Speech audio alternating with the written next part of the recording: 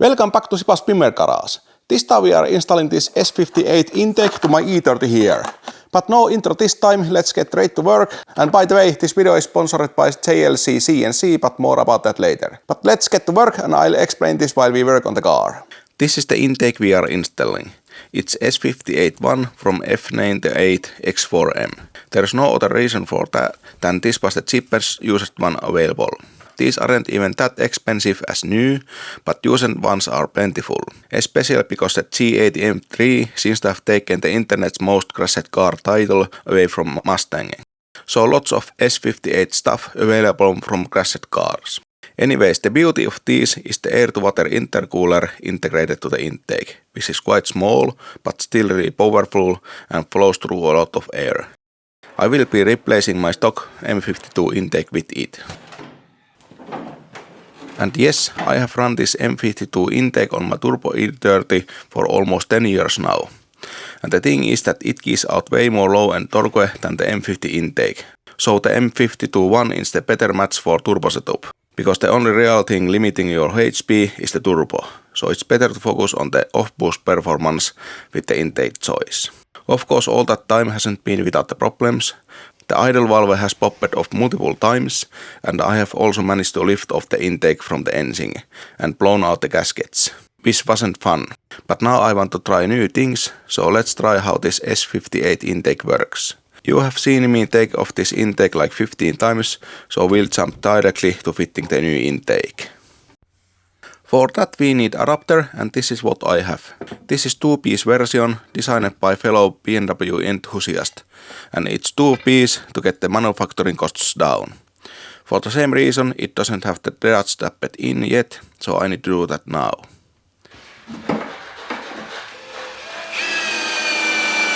These threads are to bolt down the second part of the adapter onto this one.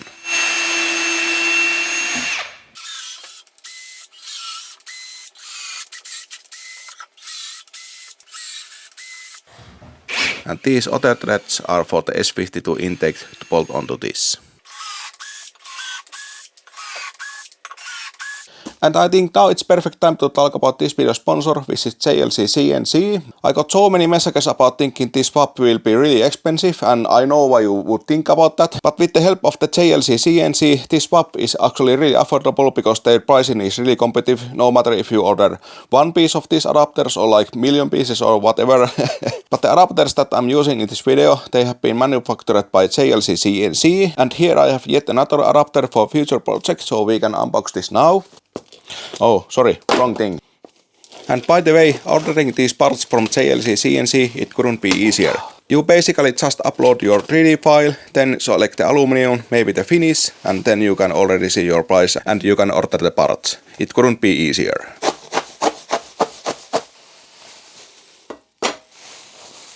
That was quite a lot of packing material, but that's good. The piece arrived here really quickly and intact, so that's really great. They can manufacture these pieces as fast as in 3 days, but if you are lacking money as I am, you can select the slower ones and save a little bit of money there. But in either case, the price is really competitive and the part quality is great. In addition, for these CNC aluminum parts, I have also ordered some 3D printed parts from like these nylon parts that I have here, and these also are really nice quality and also really competitive price, and yeah, you can get these in a few days, so yeah, really good service. I've used this for a long time. As I said, this part is for future project. You can probably already guess that where this is. If you want to get your parts manufactured by JLCCNC, I will put link in the description for, I think it was like up to $70 coupon that you can use when you are ordering from JLCCNC. And please use that link, it will help with my channel. But anyways, this has been unboxed and I think we can continue installing the S58 intake.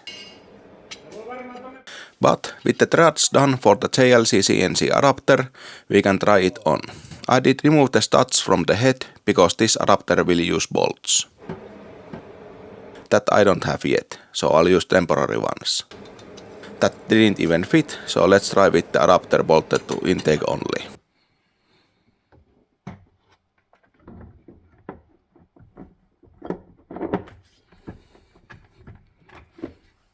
And by trimming out this one bracket, it actually fits perfectly.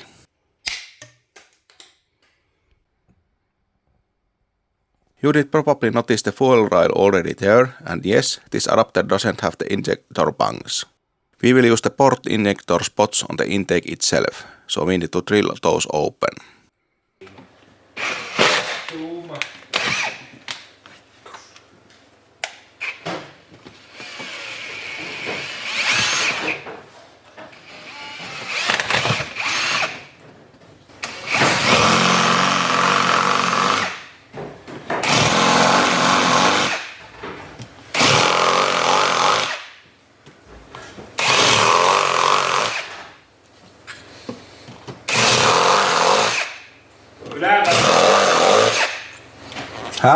Yläkarvi menee tuonne. Nämä sivut ei ole niin halukkaita menemään. Joo. Se menee vähän limittäin näitä juttuleikellä. Ja käyttää nuo popparit irti ja katsoa, että... Ja huomenna jatkaa. Next I need to modify the fuel rail to fit this S58 intake. I will use the stainless steel M52 fuel rail that I had there, because I can easily modify it.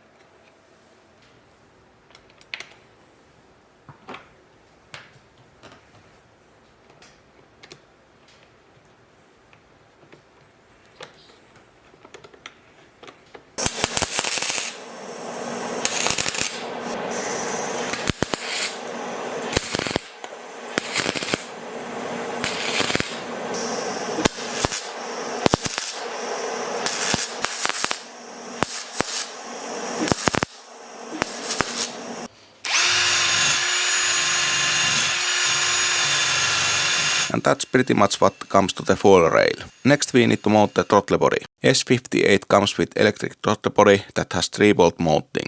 With proper drive-by-wire supported ECU I could run that, but I have Megasquid 3, so I did draw adapter in Fusion 360 so that I can use the M52 cable throttle body in this. This is not a 3D printed adapter. I will get the final one CNC machined, but I did 3D print this just to write this out that this fits and maybe do some changes if I need to. But anyways, this seems to be fitting the M52 throttle body absolutely perfectly if I line it up like that. Yeah, that's perfect. But then let's write this on the intake itself. Yeah, it might be like 0.1, 0.2 millimeter off, but yeah, I think that's pretty much perfect. I'm happy with that. These are not the correct screws for this, but I think this should be fine for test fitting. So yeah, let's try this on the car, and if this fits on the car, I can then order the CNC machined one to actually use in the finished product. It seems to be fitting quite well to the intake and to the throttle body also, and also everything seems to be fitting on the car really well, so you can see that there's maybe millimeter of room there, these hoses fit there. Yeah, I think like everything fits quite well. There's lot of room everywhere besides here, but it doesn't matter, that's fine. And I think I can snake through the charge piping from through there. And from there, you can see that the power steering reservoir is here, but I need to move that somewhere around here. The dual valve engines, they have tabs here to mount the power steering reservoir, but those would be in wrong location because they would be around here and the reservoir would be here where I have this radiator hose. So I need to mount this maybe a little bit here. So even with the dual valve oil filter housing, this wouldn't work. I would need to modify that. So I think I will just weld on few tabs here to mount the power steering reservoir. And there should be enough room to snake tour the hoses and everything, and maybe I need to lift it a little bit like that and so on, but yeah, there's plenty of room here, so it's not a problem, but there is no room there. So that's why I need to lift that up here. I might need to redo some of the power steering hoses, or maybe not, let's see. Then other things, here is the coolant hose. These are a little bit like squeezed here, but I think I can bend that outlet there so that this fits well. Otherwise, there's plenty of room everywhere. And even this fuel rail, this seems to be working quite well. So yeah, I didn't know that will this actually fit in this car. This was a little bit a risk, but at least for now, it seems that I can fit everything here in the car. So yeah, so let's get moving.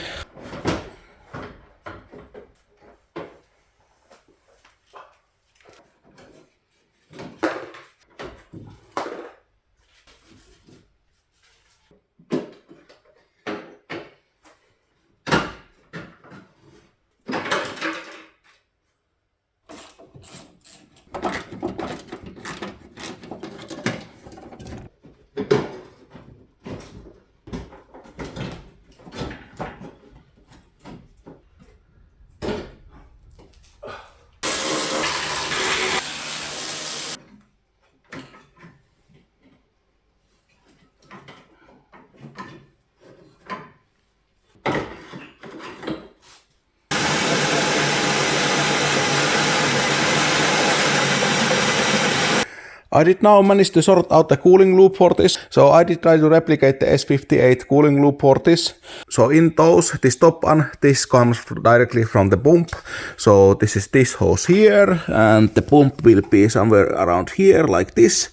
And then also the reservoir for the coolant, I think there's a D piece around here, but I did put it here. So basically the reservoir for the coolant will be somewhere here. Then of course I will have this kind of coolant line from here to that coolant reservoir, but this was water hose, not coolant hose, so I cannot use this one. But these other pieces, these are coolant hoses, these are just random bits and pieces that I have had from other project, and it turned out that that's enough. These quick fittings, these are same as E39 and E46 and those ones used. These modern ones, these don't seem to have the notch to align these, but anyways, these will still fit and lock in place like that. So these are cheap connectors to use these ones. And this again, this is just some random bits and pieces I got. And these T pieces here, these go to the throttle body cooling loop. Those are there now because I was told from a couple of different guys that now when the charge cooler is actually after the throttle body will get really hot because of that, and that's why it can even seize. So it's not fun if that throttle body will seize open at full pull. So yeah, that's actually really scary. So that's why I added the cooling loop for that, and that's why these pieces are here. I did use these brass ones from AliExpress, because at least here you can get these T pieces, but these need to be so that this main one is much bigger than the other one, so I couldn't find anything like this locally. So yeah, that's why these came from AliExpress. I can put link for these, and I did just put some black paint to blend these in. I did also use this Oettinger style clamps here that I really like, because these give quite a bit of OM style for this. And also you wouldn't need to open these, because basically every point will have this quick fitting. These Oettinger style clamps, these came also from AliExpress, because here locally you could only get these kind of sets that have these way too small ones. I needed bigger ones, so all these came from AliExpress. They have pretty good selection for these in there. These are all stainless steel ones and actually quite cheap, so I can put link for this also. But yeah, I have this pretty much sorted. Next I need to sort out what kind of cooler I will use here. I can pretty much use anything that holds coolant. But I want the inlet and outlets to be around here, like this, for these hoses, and of course I have this limitation of these frame rails, so I need to search for something that will fit here. Next we need to relocate this power steering reservoir. This is too low, so that's why I bought this. Is this like E39 and E46 dual one-hose unit. So in those the power steering reservoir is already in the filter housing, so this hose is much longer, so this basically comes here. In those power steering pumps there's already like hose barb for this, but this has the M50 power steering pump, so it has these bunch of bolts. So basically what I need to do, I need to cut open this crimp here and then put the hose with kind of clamp here. That's fine because these are not under pressure, these are just, well, this is sucking and this is returning to the filter housing, so crimp should be fine. Then this return hose, I will just use some generic hose for this, so that I will again cut this open and put the hose on that and clamp it and so on. So yeah, let's do that now.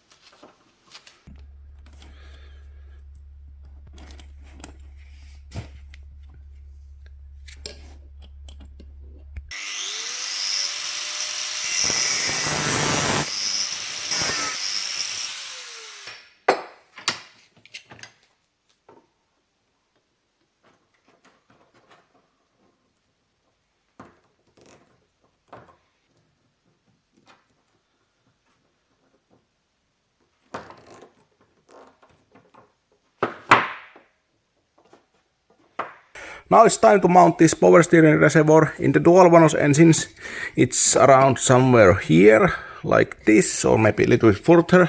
But because this is the S50 filter housing, there's these oil cooler lines here that will interfere this quite badly, and also other things.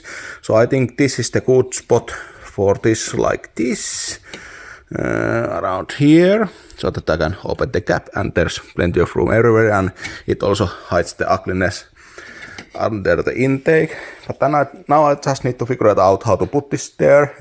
I'm out of the welding guys, so I cannot put any tabs here on this filter housing here. So my idea is that I will cut a strip of metal like this cardboard here and just clamp this in the middle like this, and this should be quite sturdy like that. Well, not really solid, but I think that should be solid enough.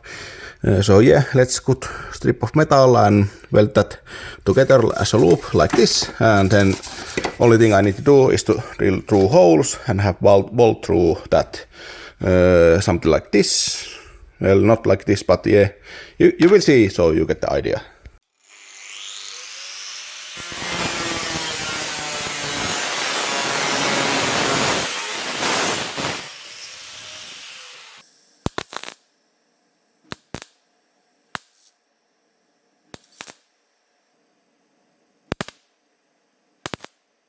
Like that.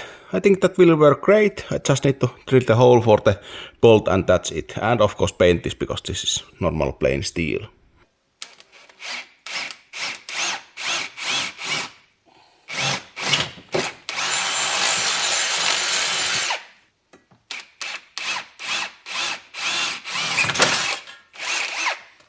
Sorry, I totally forgot to film the installation of this, but yeah, here's the strap that I did from that sheet metal piece.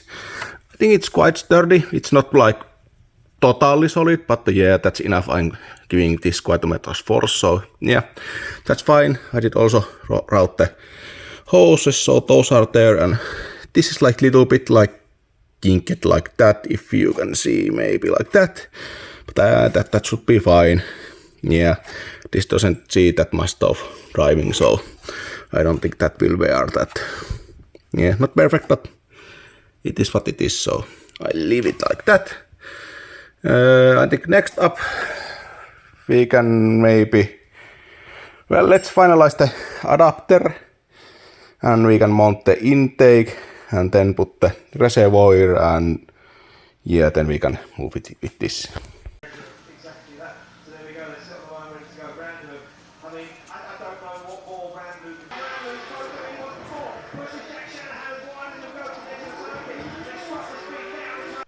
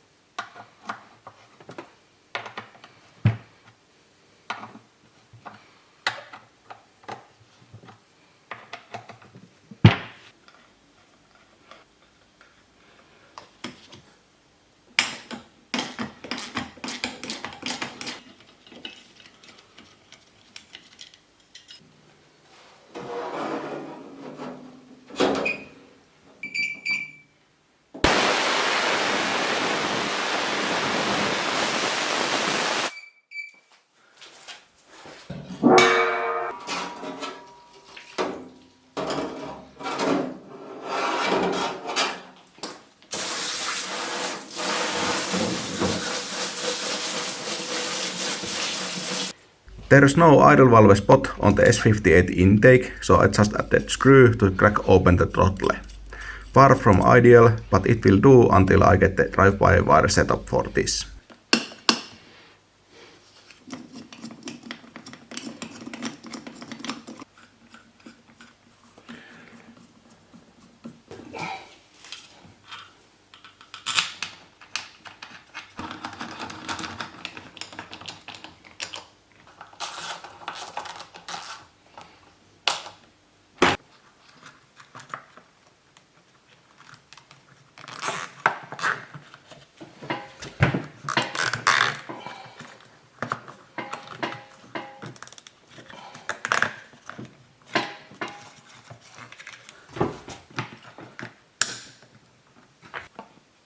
These Deca injectors have been in use for 10 years now, so I wanted to test and clean those just in case.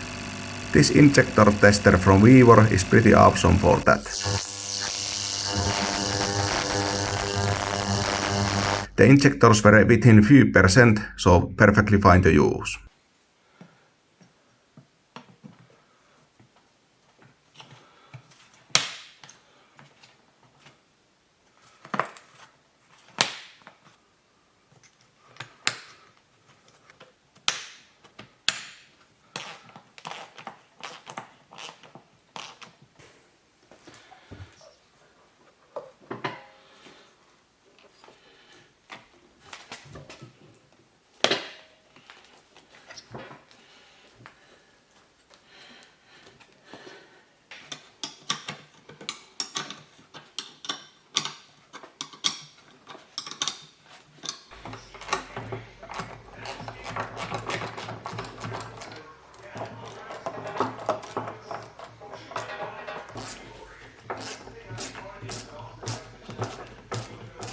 Coming down to just drive on.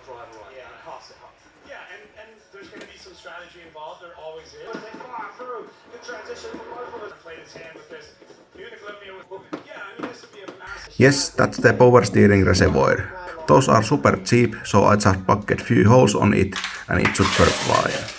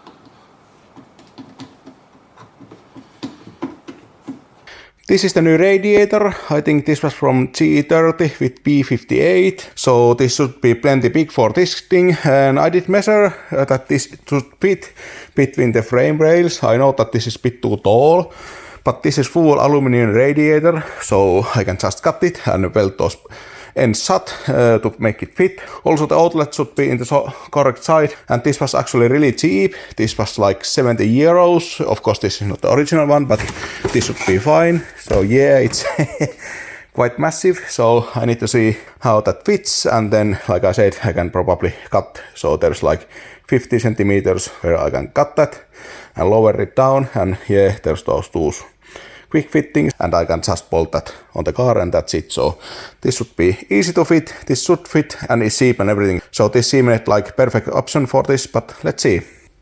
Okay, as I said, it barely fits between the frame rails. There's like a couple of millimeters room there, so yeah, perfect fit there. And yeah, I need to cut it from somewhere here. But one problem that I didn't see coming is that that inlet or outlet, it's right where the headlight is, so I might need to modify the headlight bracket or something to make that fit. This can also go a little bit downwards. It's now just fitting on those previous intercooler mounts, so I will need to cut those off and lower this a little bit, so that might help with room or not. Let's see, but yeah, I think we can make that work, so I will cut off those old tabs and lower this radiator as much as I need and so on.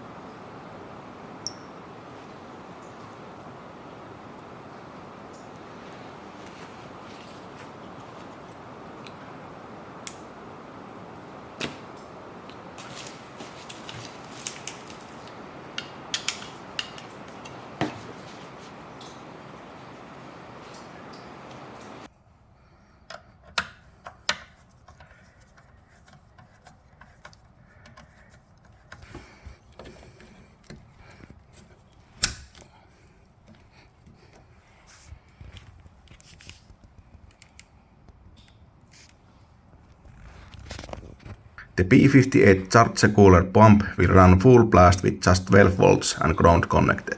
But I did run PWM control signal from the unused idle valve to it, and I can now create control curve for it in Megasquared.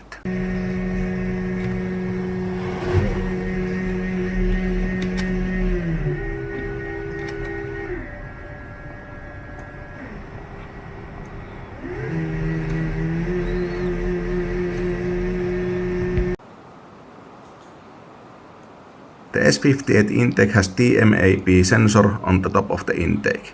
If you don't know what those are, it's basically intake air temp and pressure sensors integrated to one. For now, I'm only wiring the temp sensor, but later I will plan to use the map sensor in that too.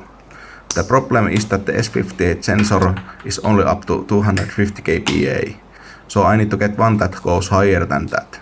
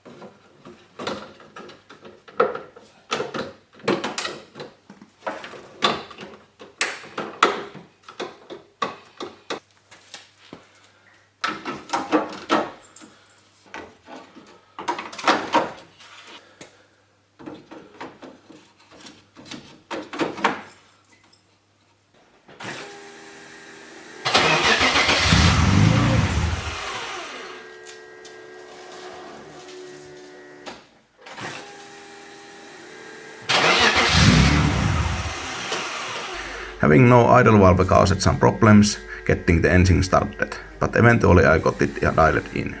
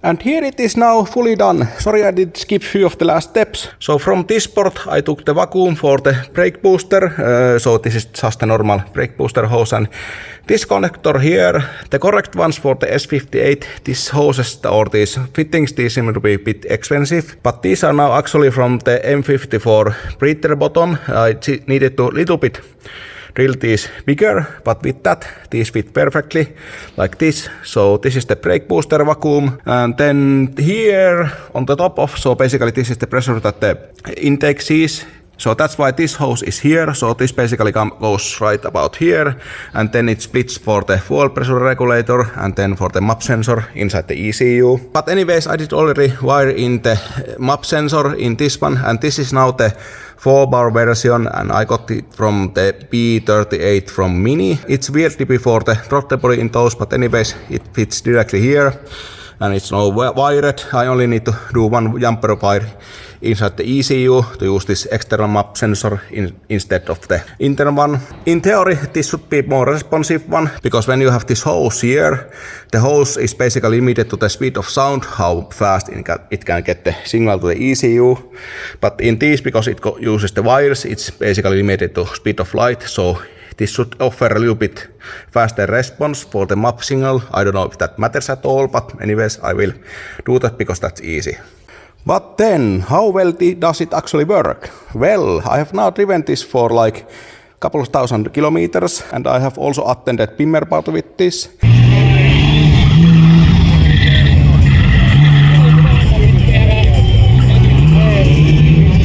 But the first thought was that the engine actually got lazier with this because, well, it just felt lazier for the Dyno. But the thing is that it now gets on the boost just after 1100 RPM, even with that huge bucket size wallset there.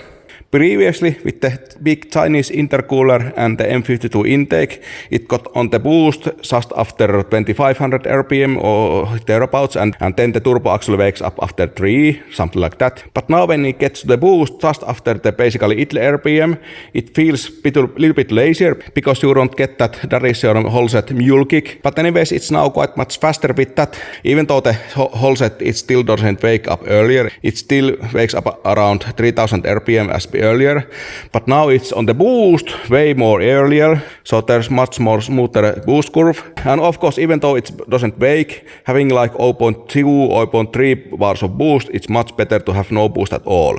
So yeah, at the low end it's much better. Then, how well it cools and flows is a bit more difficult to compare. It's almost impossible to get same kind of ambient temperature and load for the engine in same log. But based on the logs I have, the old setup always tends to increase the intake air temp significantly when the engine is loaded. But with the S58 intake, temps always go down and seem to stay there when engine is loaded. At best, I have seen intake temps that are 5 degrees above ambient when engine is fully loaded. Then I also noticed that I needed to run slightly higher boost level to achieve same VE as earlier, which seems first like a bad thing. But in reality, I also needed to retune my boost control, because even that higher boost level required less boost solenoid duty than earlier. So in practice, the new setup flows better and the turbo doesn't need to work as hard. And it probably just needs more boost now, because it's on the less efficient area of the compressor map. Then, what about the dyno readings? Well, I haven't got this on the dyno. It actually works really well. I have tuned this on the street and that's enough for me. But if you want to see this on the dyno, let's say that if this video gets something like 3000 likes, I will take this to dyno. And then lastly, how about the 3D files for those adapters? Well, I have good news for you. There is now an article on MS4X site that includes info about this swap and also the 3D files for those adapters and some instructions, the part numbers and so on. So you can get all of those there. I will put link to the description. And if you use those files, please remember to donate to MS4X site. It will help keeping that site up because there is a lot of useful info there. There is a donation link on the front page of the MS4X site, but I will also put link to the video description. But that's everything for this video. I will put some sound clips on how this actually sounds on the road, because the Pimmer party clips, they have so much echo and everything, so you cannot really hear anything. If you really want to hear how this sounds like, please use headphones or something like that, because those clips will sound horrible through the phone speakers or something like that.